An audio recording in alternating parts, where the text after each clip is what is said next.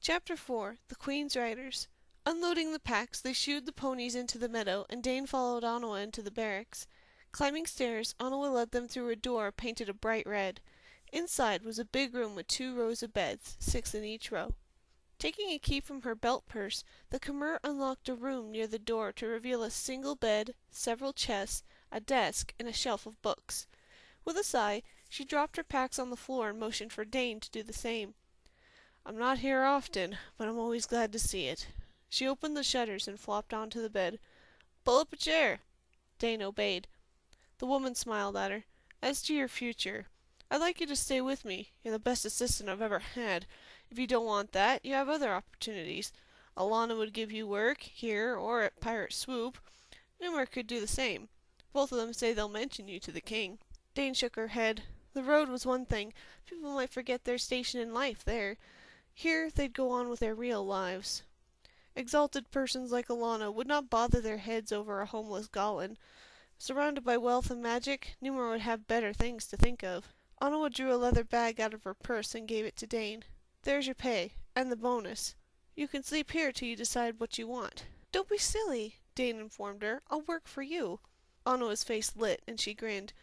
"Don't you want to know the terms?" Dane had opened the bag and was gaping at the contents, a handful of silver coins and 2 gold ones. "Did you overpay me?" she accused. Onawa laughed. "You earned every penny, girl child." She ticked points off on her fingers. "You fought stormwings and spider monsters. You found Numer and nursed him. That's besides what I said I'd pay you for. No, don't argue. Listen. The job's 2 coppers a day, plus room and board, and bonuses for unusual duty. You help me with the trainees, selecting mounts, handling 'em, grooming 'em, and so on. They get 2, so they have a spare ready all the time. But you know these ponies. If one's a handful for most people, think what 2 are like." Dane giggled. "I feel sorry for your trainees." "Don't. They learn or they wash out. You and I take care of the rest of the herd. In a few weeks we all go to the field training camp, and we make sure the recruits don't abuse their ponies. You have lots of free time. Socially you're as good as a trainee. Better, 'cause you're trusted to know what to do with a horse, and they aren't. Don't let them order you around. Most of the bad apples will go home crying after a week or so anyway." Onawa grinned.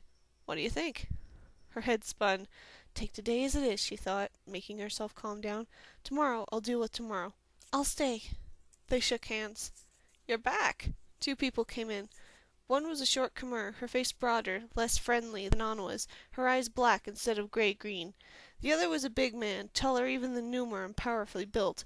His skin was dark brown, his close-cut hair looked like black wire. Pink, shiny skin like old scars wrapped around his wrists. Onawa hugged the visitors. "Dane, this is Buriam Turkum, Buri, the commander of the riders. And this is Sarge." To the adults she said, "Dane is my assistant. She's young, but she's worth her weight in gold." Blushing, Dane looked at the floor. "Onawa." "She isn't free with praise," Buri told her. A smile lit her face and made her less forbidding. "If Onawa says good things about you, then they're true. Welcome." She offered a hand for Dane to shake, and Sarge did the same. Dane was relieved to find both had the palm calluses of those who worked, and worked hard. "Actually," Buri told Onawa, "we just saw Numer. Sounds like you had a rough time coming home." "It wasn't so bad," Onawa replied. "Pretty uneventful, in fact, after Numer reached us. How were things?" "Same, same." Buri leaned against the wall. "The new class is ready. We'll start after lunch. There's a usual lot of soft-handed merchants and farmers' babies. A player. George recommended him. He's pretty solid, though he's tall for ponyback. We may have to get him a horse." "We lost 2 from the 3rd rider group, 1 from the 5th," Sarge added. Sitting on the floor, he still came up to Dane's waist. "Half of the 1st rider group is on the casualty list, but nothing permanent." Plainly these people had a lot to catch up on. Dane got up. "Excuse me," she said. "Onawa, I'm going to look at the herd." Her friend smiled. "Don't stray far." "It's good to meet you, Dane," Sarge told her. "We'll get acquainted later. It's just—" Dane smiled and waved goodbye. She was a little envious of Onawa, with her home and friends, but she forced that envy down. For certain she didn't want Onawa to be as alone in the world as she was. Leaving the barracks, she climbed the fence into the horse meadow. The animals she and Onawa had brought hung back. Strange ponies, who had never met anyone like her, crowded around. Heads were thrust under her hands. Colors passed before her eyes. Cream, dun, roan, chestnut, grey, odd colours. She saw stars, blazes and masts, stockings, and the spine-long stripe called a list, mares, geldings, stallions, all were the shaggy-coated mountain breed. Now the ponies who knew her mixed with the strangers, bragging that she was their herd-master. Dane giggled as they butted her with their heads and flicked her with their tails. There was no need to be envious of Onawa, not with friends like these. Time passed, she wasn't sure how much. When a great bell chimed, she jumped. "It's the noon bell." Dane hadn't seen the woman on the fence. "Lunch time?" She smiled. "Or will you just graze with the herd?" Her voice was low and clear. Dane grinned and disentangled herself from her friends. Nearing the stranger, she had a good look at her and stopped. The woman was dressed simply in breeches and a shirt, but she turned them into the richest garments ever worn. Masses of coal-black hair had been woven into a braid and coiled around her head. She had green hazel eyes set beneath level brows, ivory skin, and a full red mouth. Her proudly arched nose was strong for classic beauty, but it fit her.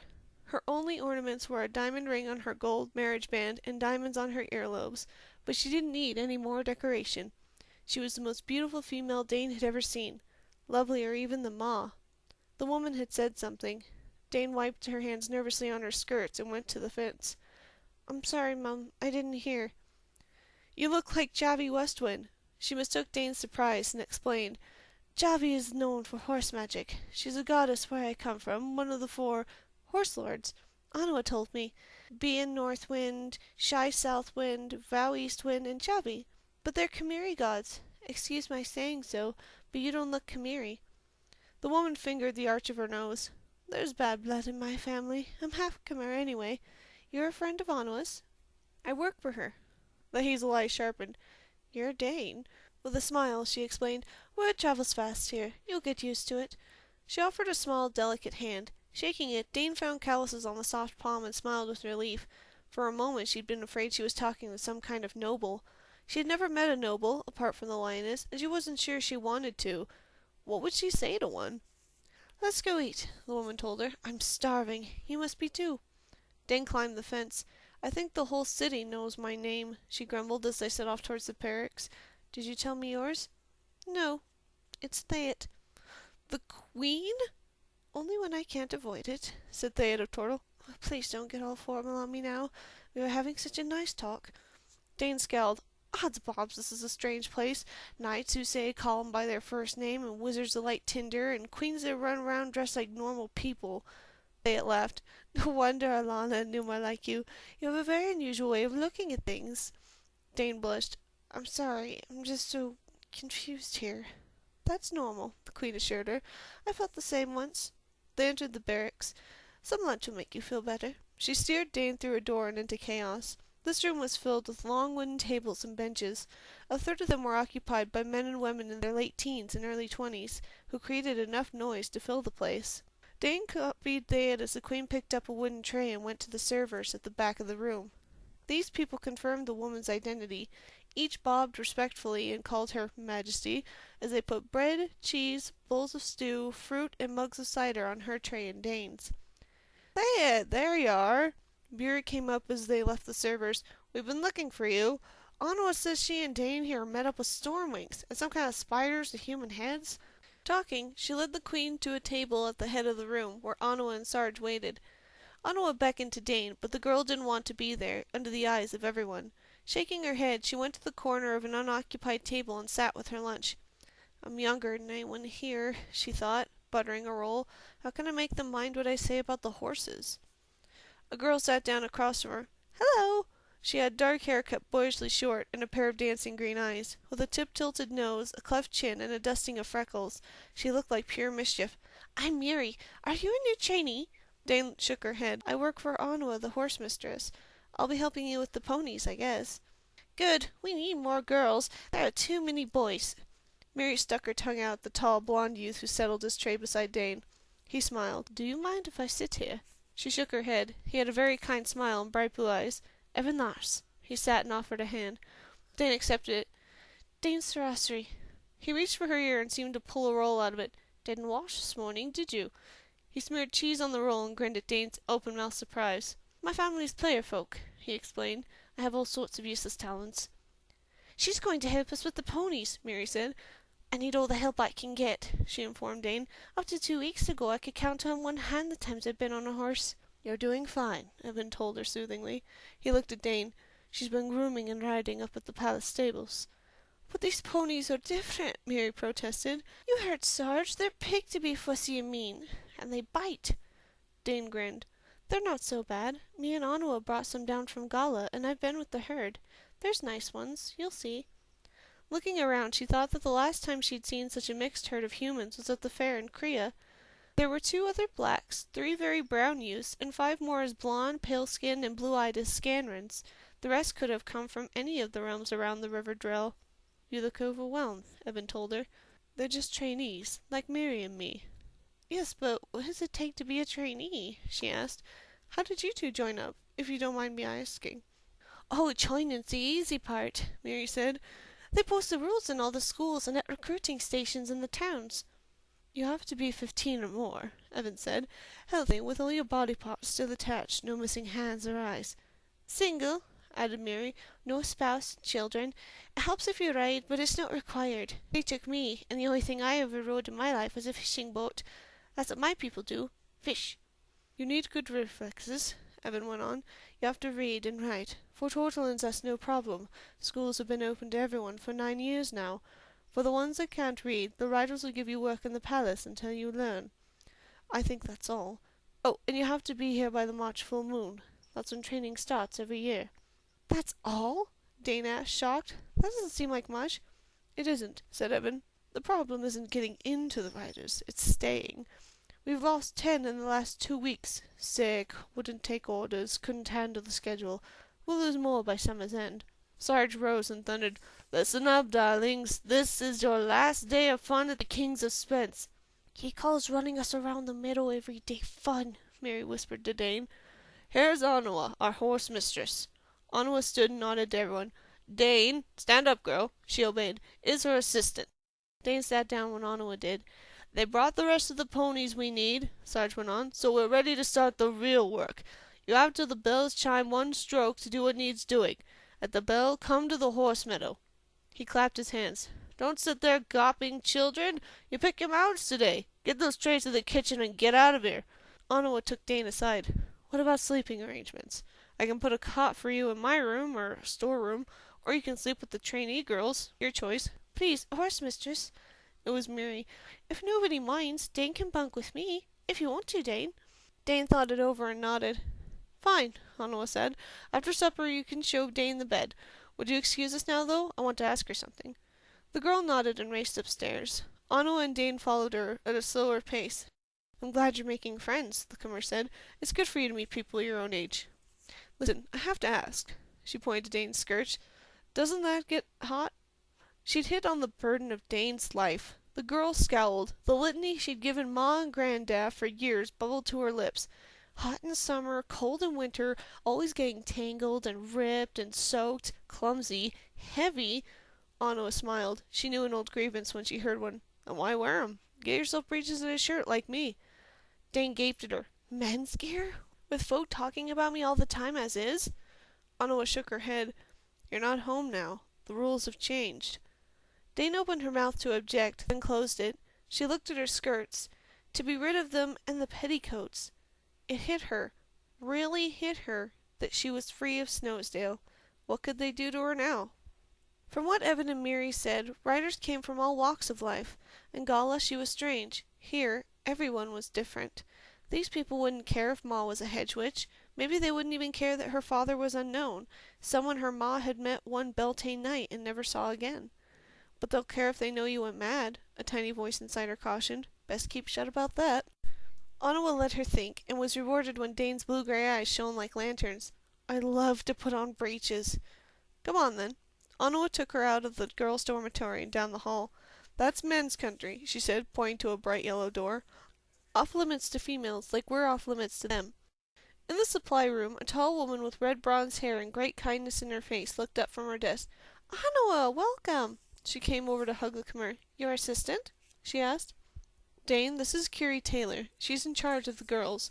If there's anything you need, Curie's the woman to ask." Onawa hugged Dane around the shoulders. "Curie, she needs breeches and shirts.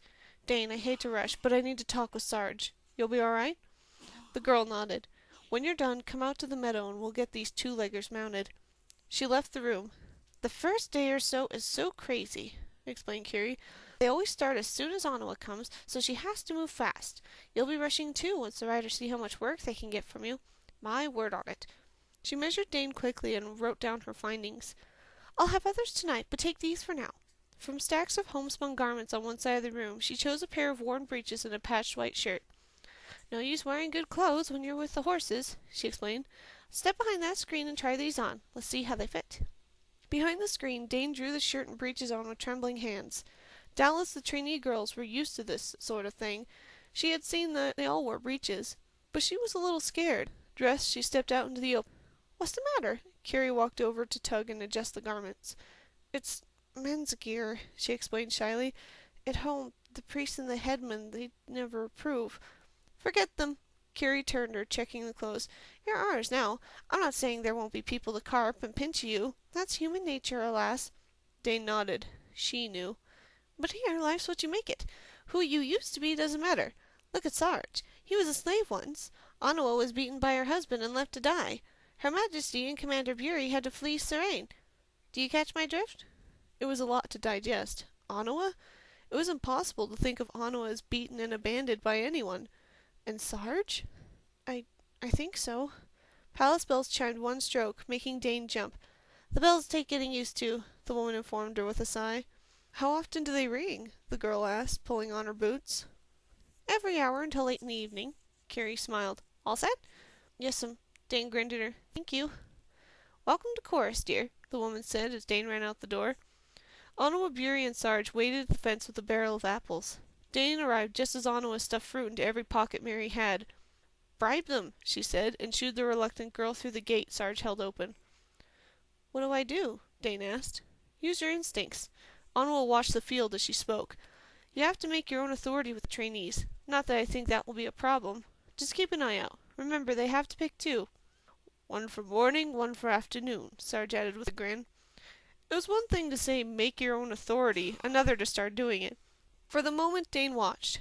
Most trainees met the ponies cautiously or easily, depending on their natures. A mouse-gray mare twined about Evan as if she were a cat.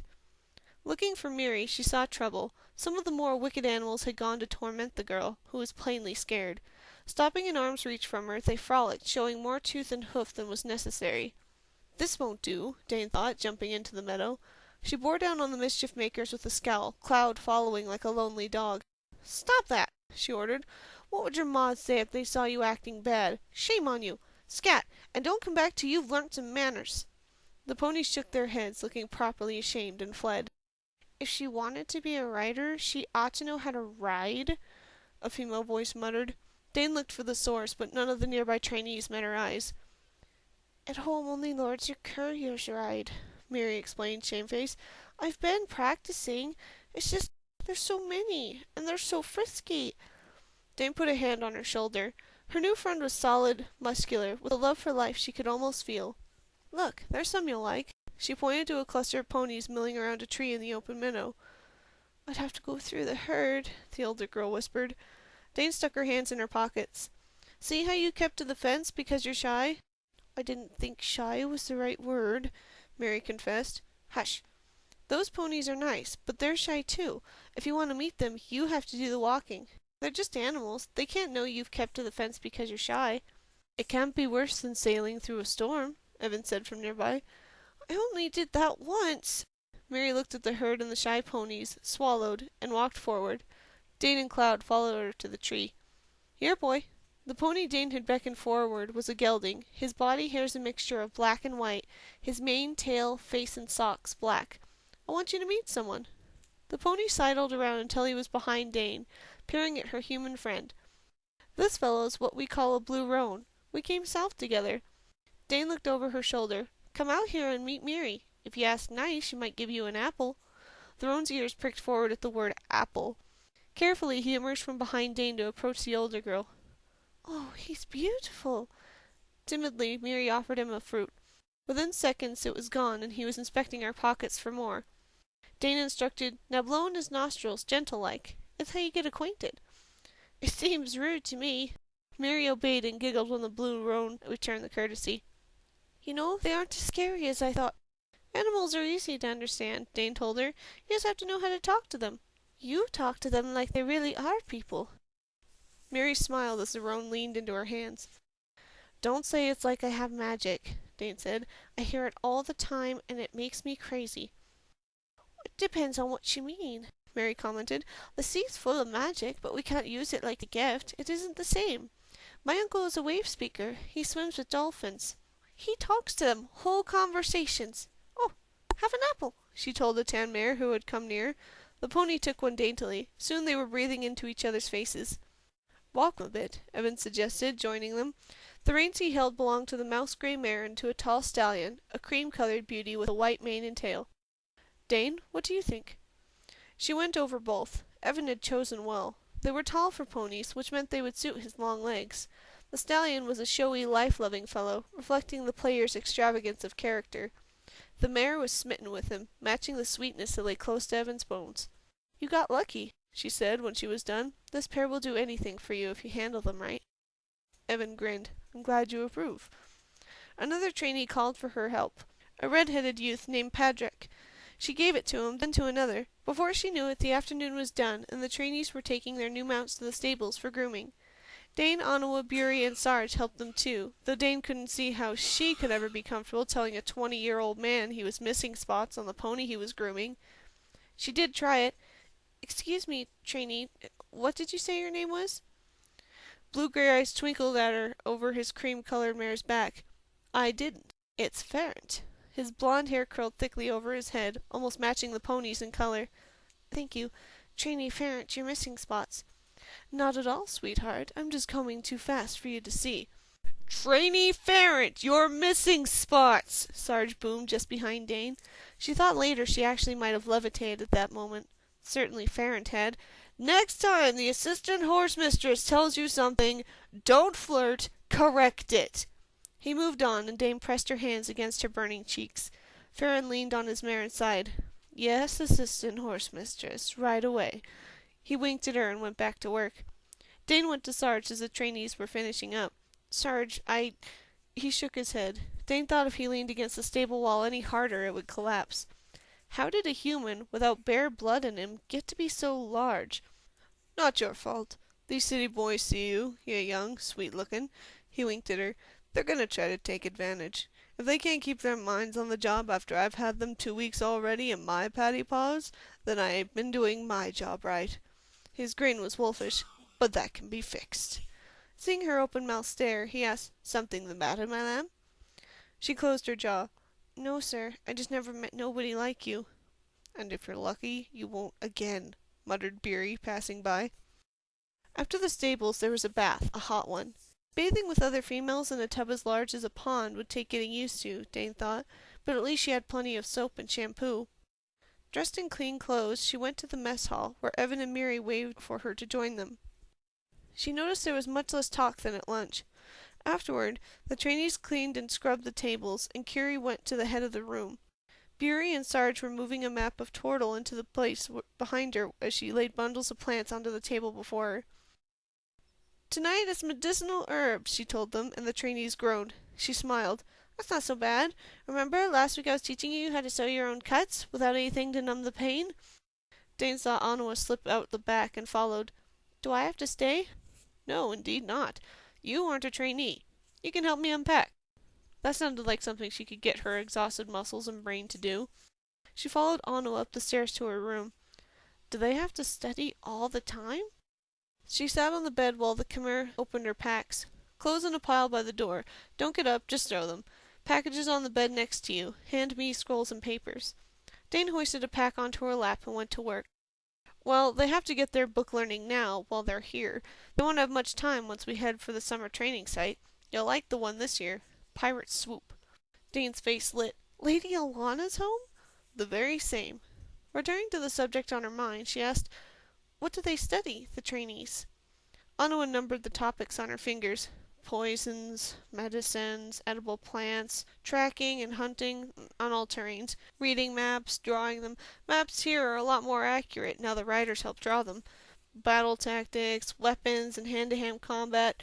teaching combat and tactics. They show villagers how to protect themselves. The ones with the gift have to learn all they can do with it. Veterinary medicine, I think that's most of it."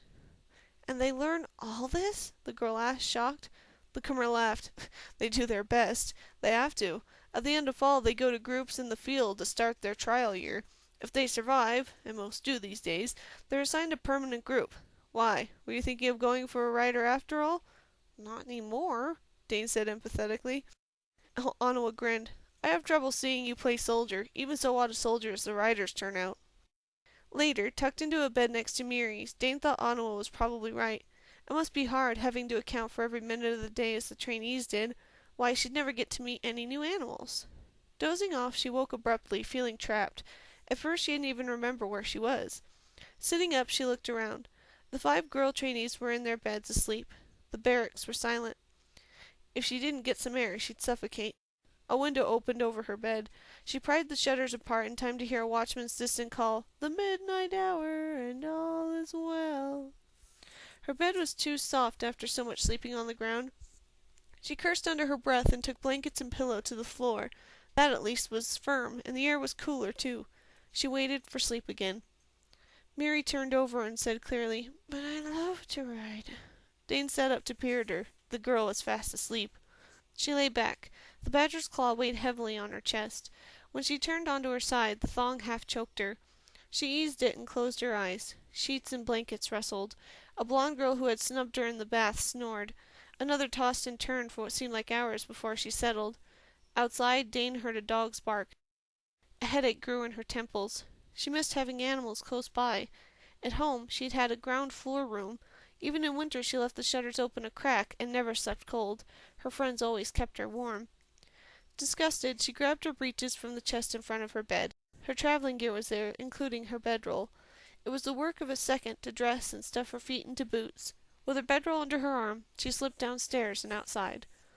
The night air was a relief. She inhaled the scents of field and forest happily, feeling sleepy and content as she crossed the open pasture. The tree that had sheltered the shy ponies that afternoon was there, the ground underneath mercifully free of manure. She spread out her bedroll and, already half asleep, crawled in. Cloud lay down to support her back. Someone, a pony she didn't know, lipped the foot of her covers. "This is much better," Dane said. "Good night, everybody." Falling asleep, she knew the free ponies had come to stand nearby and keep her company. In her dream, she walked down the road with Onawa. Instead of ponies, they led people, the trainees, in chains. The night air was thick and sour, and marsh creatures made an incredible noise. The noise stopped abruptly, cut off. Onawa halted. "What's that?" A stench fell on them in waves. "Storm wings!" Dane cried. She was awake and sitting up. Dawn shone between clouds in the east. The ponies milled nearby, restless and afraid. She drew a deep breath, feeling air pour into her chest like a soup. Lurching to her feet, she peered overhead. The sky was empty, but that meant nothing. They were coming. She dragged her boots on and ran for the building. The ponies ran with her. "Ho, the barracks!" she yelled, knowing she was too far away. "Riders!" On the second floor a window was open. Her own. "Mary! Onawa! Wake up!" A tousled hair appeared. "Dane, what's wrong?" Kiri yelled. "Get Onawa!" Dane screamed. "Tell her Stormwings are coming!" She gasped for breath. At her back she felt the wrongness surge. Kiri vanished from the window. The girl turned, knowing she could never reach the barracks in time. They rose from the trees, the sun's first thin rays striking off metal wings. The familiar stink fell over her. Zane and Bitterclaws led her flock, homing in on Dane. "Kill it!" she screeched. Her left eye was a black, oozing ruin. "Kill this beast!" More than 50 Stormwings stooped to the attack. Cold with terror, Dane crouched against the ground. Cloud reared, ordering the Stormwing Queen to come down and fight like a horse.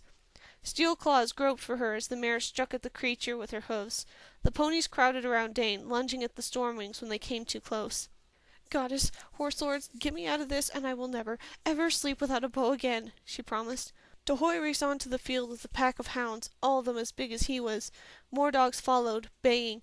Seeing rocks nearby, 3 of them as big as her fist, Dane grabbed them. Her first struck Zane and Bitterclaws square on the nose. "There, you monster!" she yelled, shaking her fist at the Stormwings. "Come close so I can do it again." A little dog that came with the hounds wove in and out of the pony's hooves to bring her more ammunition. Black fire filled with silver lights wrapped around a stormwing. The creature struggled, trying to throw it off. The fire crept into its mouth and blew it apart. More clouds of black fire chased stormwings to kill them. Darkmoon came, saddled and trailing his reins. He leaped to seize a stormwing by the leg. Shaking his prize like a terrier, he snapped its neck. Other war horses followed. Behind them ran Sarge in only a breechclout, armed with a fistful of javelins. He threw the first with a yell. Dane gaped when a stormwing dropped, trying to drag the weapon from its chest. The black man fixed on a new target and waited for his best shot, as calm as he'd been at lunch. Each time he threw, a stormwing went down. Onwa raced onto the field in her nightgown, her small bow and quiver in her hands. She had an arrow to the string. Lining up her shot, she dropped the stormwing that was her target. Zane and Bitterclaw saw the comer and screeched her triumph as she attacked. Dane yelled. Half of the animals went to Onwa, ringing her as the others had ringed Dane. More horses and dogs leaped over the fence to cover Sarge. Purple fire, Alana's magic, appeared, weaving a net around a pair of attackers. They screamed and beat at it uselessly. It dragged them to earth and the hounds. Thunder that was more than thunder pealed. The dogs howled. Dane clapped her hands over smarting ears. The stormwings shrieked, trying to do the same thing with their steel feathers. Blue lightning darted from the top of the field, consuming each stormwing it struck. Near the fence, a bearded man in shirt and breeches was the source of the blue fire. It shone around him and pooled in his hands. Beside him was Alana, dressed as he was, for riding. Numer was there too, in what looked like a nightshirt. Fire lashed from their hands, purple for the lioness, black for Numer, to cut the enemy in two. Zanin spoke in her odd language and began to climb. Those that were able followed.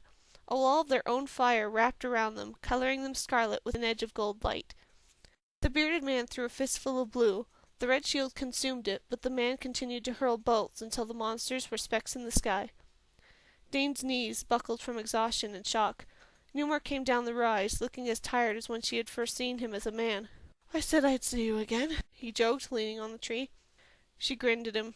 "You timed it perfect." Darkmoon and the other horses, ponies, and hounds sat where they were, trembling with nerves. Many were cut and bleeding, but, miraculously, none were dead. The bearded man crouched beside a stormwing corpse. He must have discovered their smell. He sneezed and put a hand over his nose. Alana and Onawa went to him, Onawa leaning on Tohai for support. A liver chestnut and an iron-grey horse nuzzled Sarge, making sure he was in one piece. Dane giggled and found she was getting the same treatment from Cloud. Numer offered Dane his hand. Cloud supported her on her free side, and a stranger mare let Numer prop himself on her.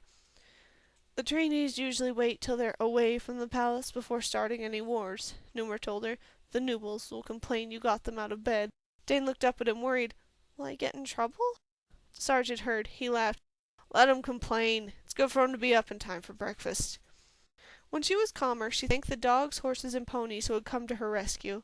Only when the men who worked in the palace stables and kennels arrived to retrieve their charges did she return to the rider barracks. "Should I help them?" she asked Onawa as she cleaned up. "Some of the animals were hurt. They'll need stitching and bandaging." "Calm down," the woman said. "There's a sorcerer attached to each of the stables and kennels to do any healing. Your animals will be fine." Dane followed her to breakfast, envious. Wouldn't that be a wonderful thing, to be able to wave her hands and put an end to a creature's hurts? Evan and Miri besieged her with questions as she joined them. Why was she in the field? Hadn't she been scared? Why did the animals fight for her and Onawa? She answered as well as she could, but when Patrick and Ferrant came to ask the same questions, she felt embarrassed. After breakfast, Sarge ordered the trainees to report to the horse meadow for cleanup. Dane helped Curie clear a ground-floor storeroom, freeing it to serve as her bedroom. Its best feature was a door to the outside she could leave open. Other than that, it was tiny, big enough to hold a bed, a storage chest, a chair, and a small table. That afternoon she helped the trainees saddle and ride their new mounts. By the time everyone took their day's end bath, she was exhausted. She was content at supper just to listen to her new friends talk. Afterward, as the trainees got ready for their night's lessons, Onawa beckoned. "What's up?" Dane asked. The comer led her to a room across the hall from the mess. "There's somebody who'd like to meet you." She opened the door. "I brought her," she announced, following Dane inside. "Are we late?"